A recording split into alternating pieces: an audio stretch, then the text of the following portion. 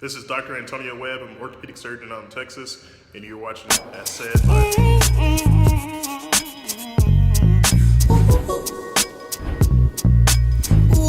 Yes, sir.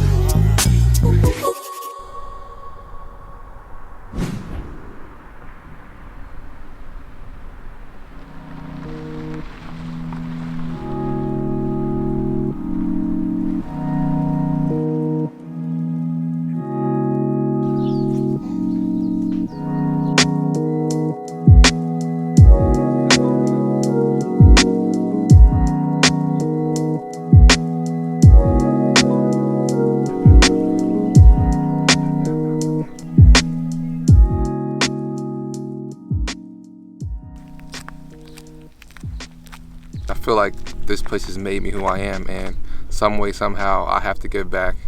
And I'm trying to navigate through that now because it's hard. Like, this place there's nobody here. All the houses are abandoned. The sea is drying up. We used to fish right here, bro. Like, all the water's gone. And I guess it's figuring out a way to give back in that sense.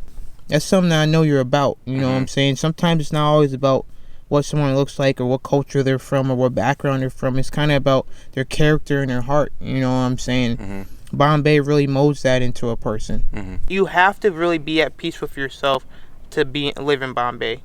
When I mean peace with yourself, I mean you're only Jamal can make Jamal happy in a sense. I'm happy most of the time. I mean, a lot of people come in the store and ask me, do you like living in Bombay? And I love living in Bombay. I love what Bombay represents. I love everything it stands for, you know what I mean? It unites people, and it rarely ever divides people, and emotionally, I'm stronger than I was when I was 14 and 15, even 17 and 18 when I lived out in Bombay, because I view things differently, and I've been around people that didn't have much, but would give their shirt off their back for me, you know what I mean? And that's people who got strong hearts and strong wills and a strong character. And there's a lot of people like that in Bombay, And the world's kind of cast them aside. But when you talk to them, the greatest conversations I've ever had with people came out of Bombay. A lot of people who live out here come from a lot of different aspects and a lot of different backgrounds in life, you know what I'm saying? Just beware of the sea monster. Sea monsters? No. If you run into the sea monster, you could lose an eye. That's what happened to me. And I just think it humbled me as a man. And moving back to Michigan, don't get me wrong, I love Michigan.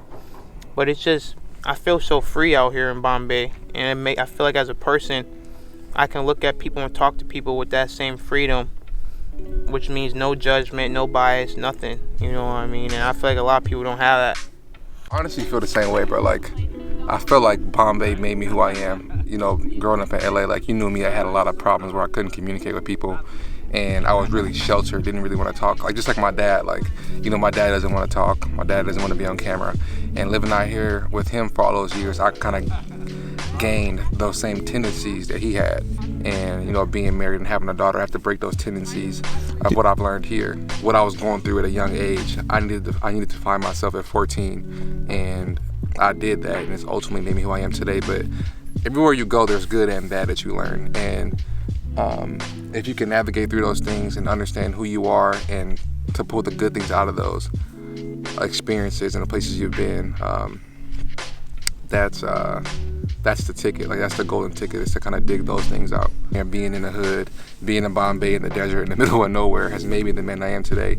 Emotionally, spiritually, is why I am here today. And like, even leaving Bombay, like going over to Calipat and going to Broadley and all that stuff, living with Coach Shaw, meeting Justin was like a whole nother level too.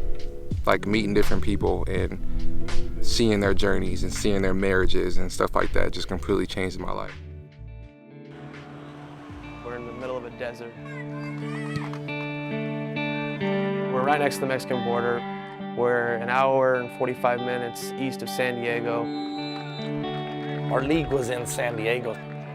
We would take 3.5-hour bus rides just to play a game. Game night is definitely small town football. Most of the community comes out to watch. A lot of people don't know about small town football. When I first went to Calipat, you played football, but it wasn't like Texas or like Los Angeles or like Florida. After a while, I live in Bombay, there's nothing I can do about it. Let's do something about it and get up out of here.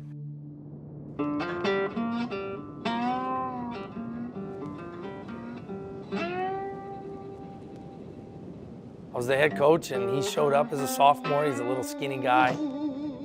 He had moved from LA to Bombay Beach. There's nothing there. Like, there's literally nothing there. All the houses are abandoned.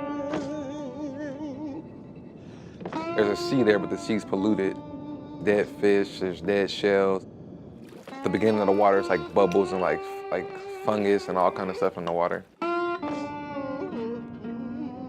Kind of a dead place.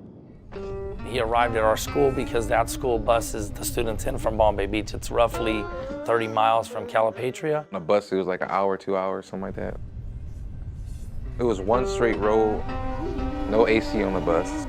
The bus ride was terrible. Like, I hated the bus more than anything. I have no idea how I want to live here. Like, there's nothing to do, there's no kids, it's me by myself.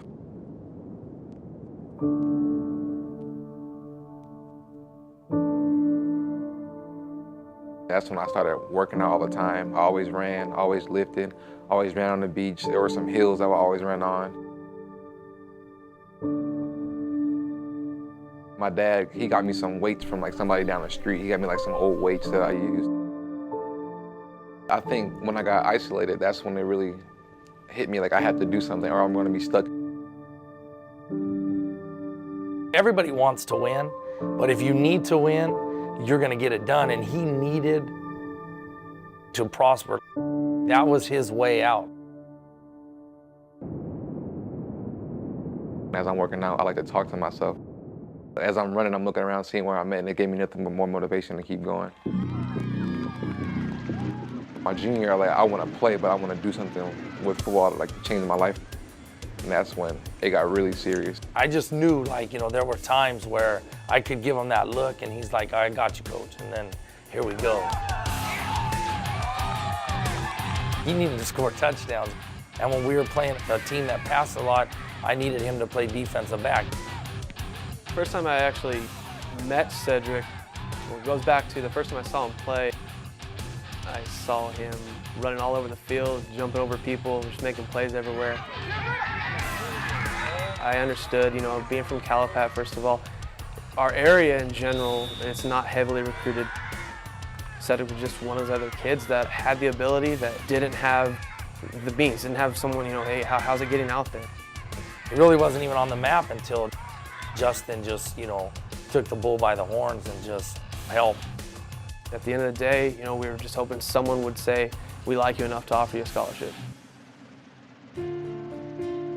We were desperate for defensive backs when we first got here. We first got to Minnesota. We had 4 defensive backs on scholarship.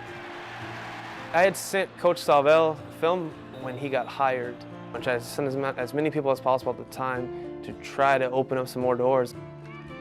And all of a sudden I see a link and watch a guy that's really athletic, and I don't know the level of competition. I don't know the level of the people that he's playing, but he's clearly a lot better than the guys he's playing against. I think it was even 11 o'clock at night in California, which would have been about 1 in the morning here, and I'm calling Justin Hannon going, hey, tell me about Cedric Thompson. In Minnesota, they called me on signing day, asking me to take a trip that following weekend. Then they offered me on the trip. I just told him I was happy for him and I was proud of him and that I loved him, and he put in the work. That was our biggest thing, making sure he understood of how proud we were of how hard he worked to get to where he was going. It was really emotional that day because it was kind of just like that, finally, it's here, I did it. But I knew the job wasn't finished. Cedric is a guy who could have been a statistic, and he's not. He could have been a guy who went a number of different directions that weren't good. For him, if he left football and he left his scholarship at Minnesota, that world that he would go back to isn't what he wants to go back to. We have everything we need here.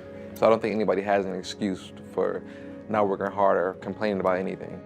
he's where he needs to be. You know, I always used to tell him, hey, in the recruiting process, I said, Cedric, you're gonna be where you should be.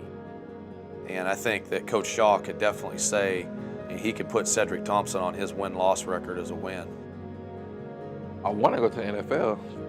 That's my main goal. I think that's to put the cherry on top of everything. I don't want somebody to say like he didn't finish. Like I want to finish the job. This next jump is a big jump. This next jump is for the elite people. This next jump is the biggest challenge that there is. He likes challenges. He's dealt with challenges all his life. We'll see if he can get to that point.